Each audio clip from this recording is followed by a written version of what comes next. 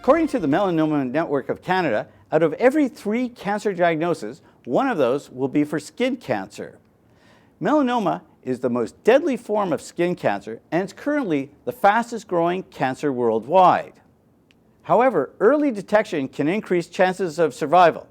Annette Cyr, chair of the Melanoma Network Canada, is here for more. Thank you for joining us, Annette. My pleasure. Thank you. So, Annette, what led you to found the Melanoma Network?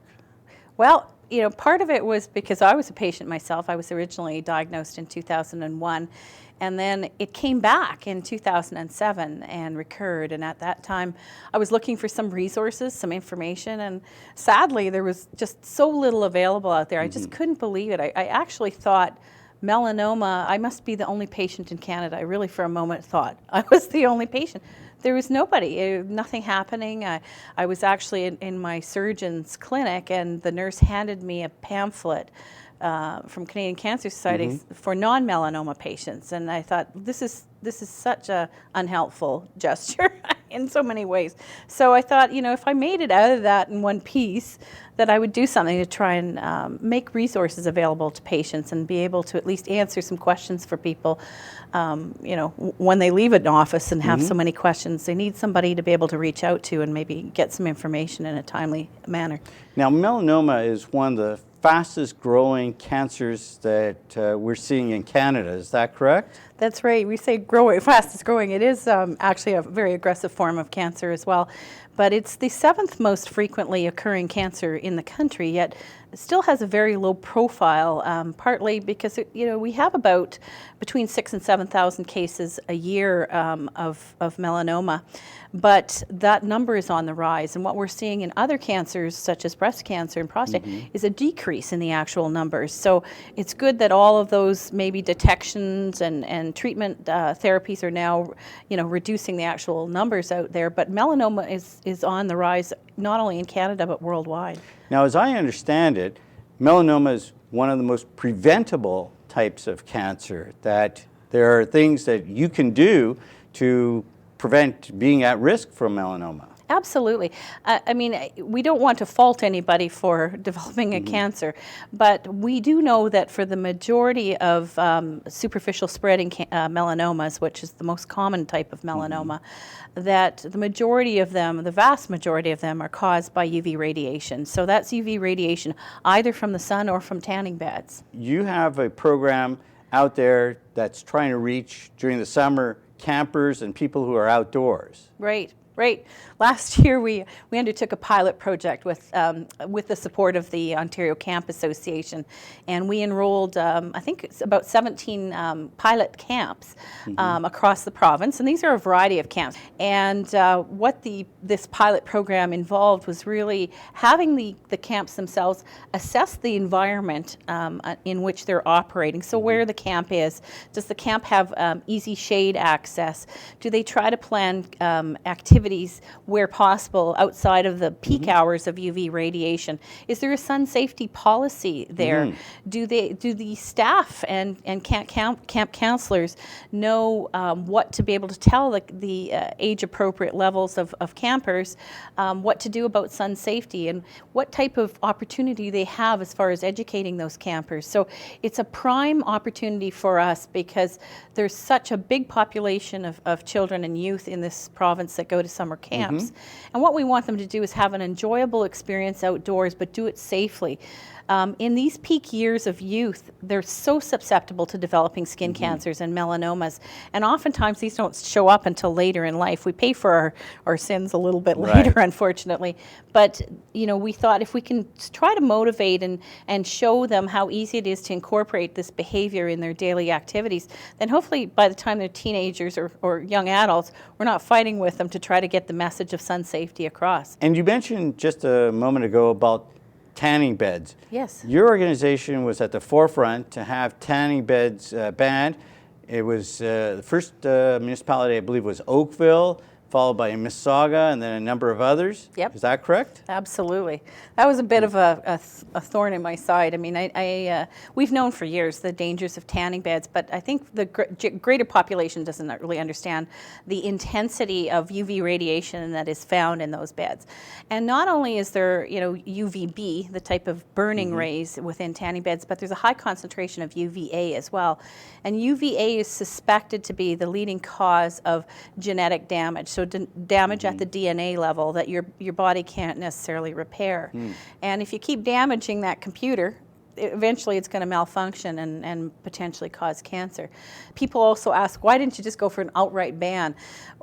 Difficult to undertake. I think the groundswell of public opinion is certainly potentially not with us on that. But we thought at least if we could prevent access to youth under the age of 18, we would be at least setting in place a platform to have an outright ban established at some point in the not too distant future when everybody wakes up to realize this is just not a healthy recreation. Having a tan is not a healthy option for people, and tanning beds just contribute with their high intensity. They're actually up to 8 to 10 times stronger than the midday sun. Really? So the type of intense UV radiation that you're getting can really spark issues and create not only melanomas but other forms like basal cell carcinoma. And there are some new and innovative drugs and procedures that are available to people diagnosed with melanoma, yet the health system is not providing access to these. A few years back, the federal government worked with the province to come up with a new drug approval process for cancer drugs in the country called the Pan-Canadian Drug Oncology Review. So once a drug is given the okay by Health Canada, the Pan-Canadian Oncology Drug Review takes a look at it to actually see if it's something that they can support the provinces paying, or they make the recommendation to the provinces whether or not they should support it.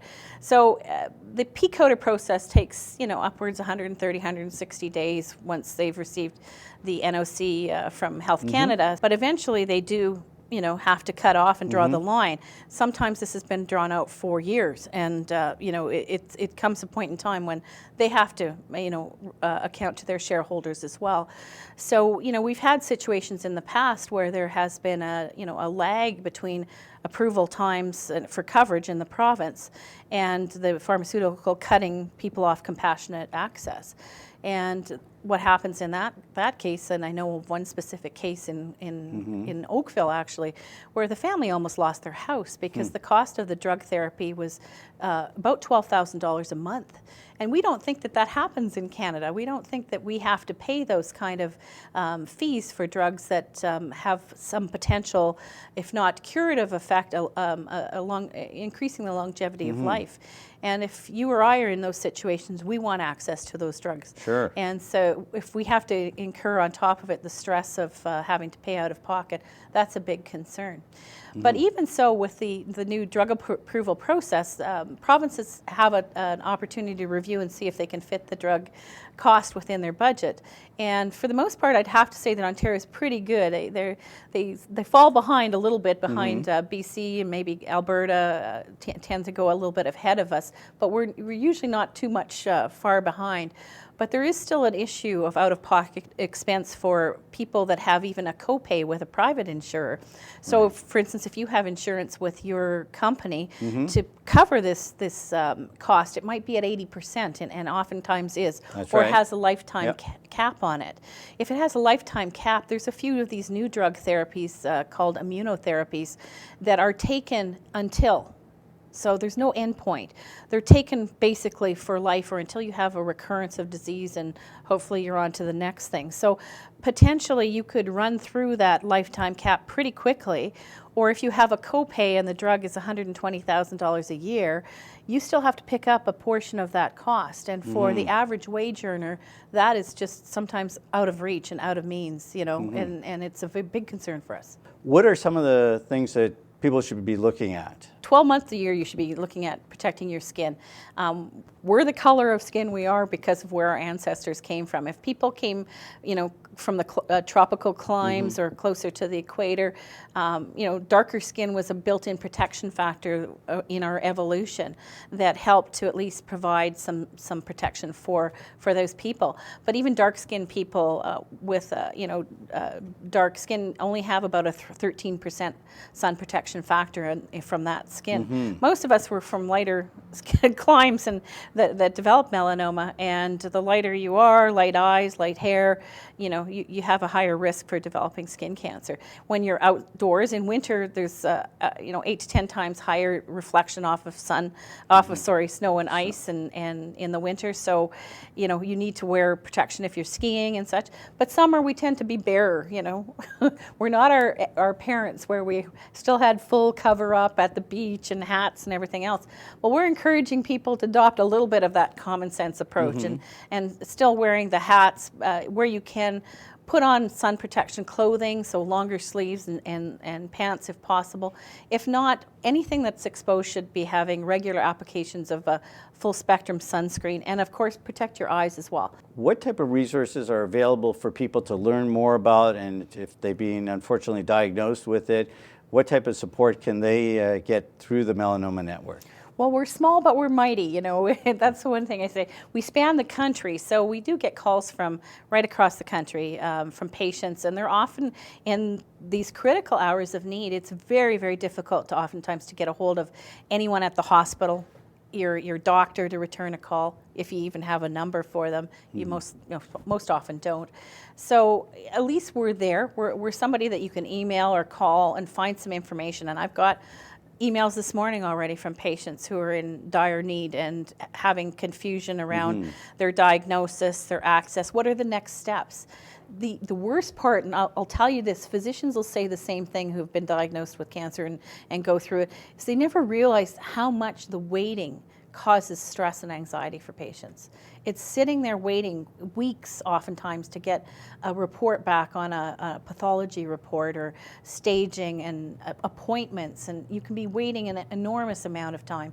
And it's just really, really a stressful time for patients. So we provide that information. We have a very fulsome website, probably the best website in the world, I would say, on information on melanoma and available resources in the country. And that website address is? www.melanomanetwork.ca. We also have our screenme.ca website for kids, for youth access, all about the CAMP program. And we have all sorts of resources, printed, written, newsletters. We've got an online forum that patients can join on and talk to other patients and share experiences and ask questions, so that's a helpful thing. Annette Cyr, founder and chair of the Melanoma Network Canada, thank you for joining me today.